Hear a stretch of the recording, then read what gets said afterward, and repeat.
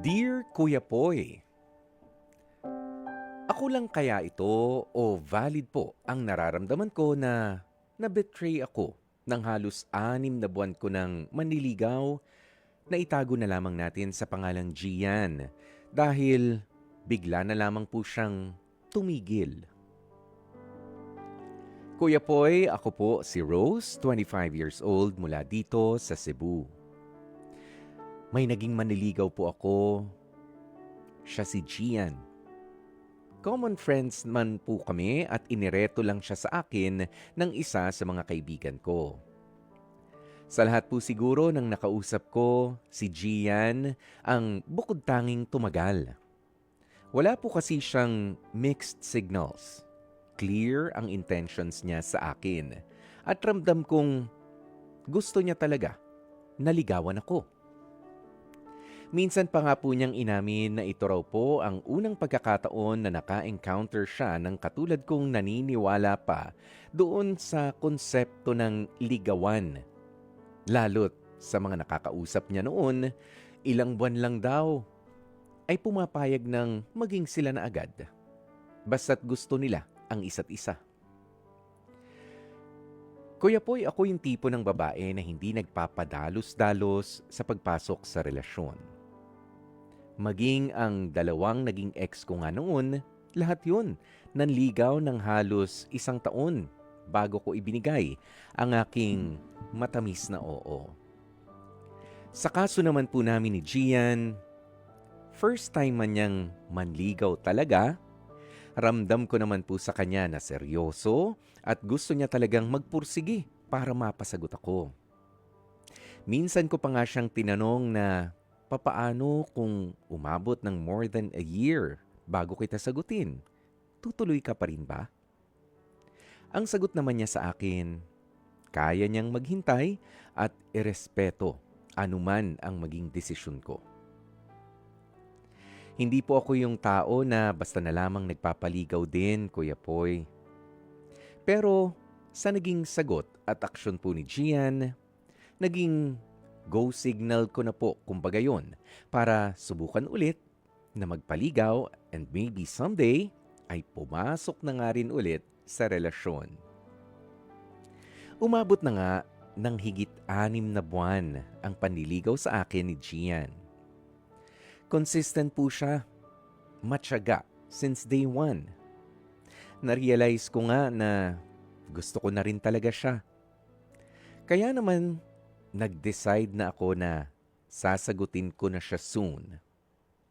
Isang panibagong hakbang po ito sa akin dahil inaabot ng taon bago ako sumagot.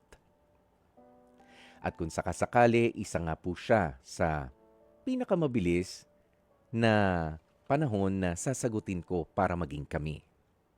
Not until naramdaman kong may nagbabago sa koneksyon namin ni Gian. Na para bang hindi na siya yung unang Gian na nakilala ko na consistent at talagang laging nandyan. Bukod sa naging cold ang mga chat namin, bumabagal at unti-unti na rin pong nagiging dry. Para bang wala ng lalim at substance. Plano ko naman na po siyang sagutin. Pero bigla po siyang nag-chat out of nowhere. Natitigil na siya sa pag-pursue sa akin. Kuya Poy, sa totoo lang ang haba-haba ng chat at paliwanag niya. Pero pinili ko na pong hindi na lamang basahin at hindi na rin replyan pa. Nakakatroma po dahil matapos niyang guluhin ang nananahimik kong mundo, saka siya ngayon magsasabi na hindi niya na itutuloy ang panliligaw niya. Hindi ko alam, Kuya Poy, kung ano ba ang nagtulak sa kanya para tumigil. Pero ilan lang po sa mga dahilan na naisip ko ay baka nainip na nga po siya sa 6 na buwan at hindi na makapaghintay pa sa akin. Much worse, may nahanap na siyang iba. Hindi man po naging kami, ay hindi ko po maiwasang maramdaman para pong na-betray ako. Parang naloko ako. Kung kailan naman nahulog na ako. Siya naman tong bigla na lamang naglaho at iiwanan ako ng espesyal na sanang tao. Kaya po para sa mga lalaking nakikinig ngayon, paalaala ko lang, huwag nyo na lang ligawan kung infatuated at curious lang kayo sa isang babae. Sana kung manliligaw kayo, dapat intensyon nyo talaga na pumasok sa isang relationship kasama siya. Hanggang dito na lamang po ang aking kwento. Umaasa po ako na sana ay mabigyan ninyo ako ng payo sa pinagdaraanan ko ngayon. Lubos na gumagalang, Rose. Napakinggan nga po natin ang kwento na ibinahagi sa atin nitong si Rose kung saan sasagutin na sana nga lang biglang inatrasan pa. Si Rose pa naman daw po yung tipo na matagal magpaligaw. Talagang kinikilala niya ng maigi. Pero alam mo, Rose, mabuti na nangyari na nagpaalam. At meron ding mga binanggit na dahilan itong si Gian. Kung bakit kailangan niya na o gusto niya nang tumigil sa panliligaw sa'yo. Mabuti na rin at hindi pa kayo nauwi doon sa nasagot mo na siya, 'di ba? Tapos, nung araw na sinagot mo siya or days after lang na sinagot mo na siya, sabay nagpapaalam naman dahil ayaw niya na pala. 'Di ba? Mas maigi na yung ganun. Yes, masakit yan dahil na-fall ka na 'Di ba? Na-impress ka na ng todo-todo. Gusto mo na rin siya. Pero ganun naman talaga yung expectations natin. Minsan, kapag kasalungat talaga yung pangyayari, natural. Hindi tayo matutuwa. You feel like, sabi mo nga kanina, you feel like you've been betrayed o niloko. But I don't think so. Parang hindi naman. Hindi ka niloko. Ang totoo kasi niyan, Rose, ay may chance pa rin naman talaga itong si Gian na ipagpatuloy or umatras at magpaalam nga sa'yo. Imagine, marami ang mga tumitigil nang wala ng paliwanag sa panliligaw. 'Di ba? Maigi pa itong si Gian ay meron kahit papano, kahit pagkahaba-haba nung kanyang paliwanag, nandun na kung ano man yung sagot niya, nandun na. Nandun man or wala dun, the point is, magpapaalam na siya at kahit papano nagpakatao naman na magpaalam at sabihin sa'yo na hanggang dito na lang yung panliligaw ko sana sa'yo.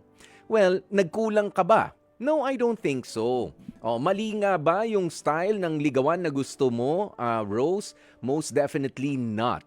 Slowly but surely, yan yung style mo sa pagkilala ng taong makakarelasyon mo at tama yan. 'Di ba? Walang mali doon. Lumang kaisipan na ba ito na mahabang panahon ka makikipagligawan bago mo ibigay yung matamis mong oo? Hindi rin. 'Di ba? Sa dami ng paraan at mga masasamang may intensyon sa mga nakikipagrelasyon ngayon, dapat naman talaga na maging maingat tayo. 'Di ba? So you're doing just fine. But sa ngayon, nasaktan ka, huwag kang mag-iisip na you're not worth it. Of course, you are enough. Okay, Rose? Don't feel bad.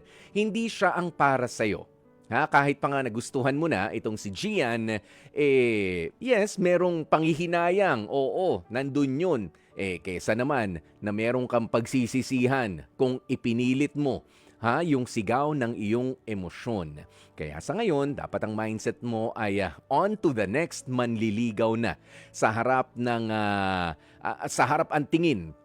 Okay, sa biyahe dito sa mundo. Para wala na dun si Gian. 'Di ba? Para meron ka na ring makilala.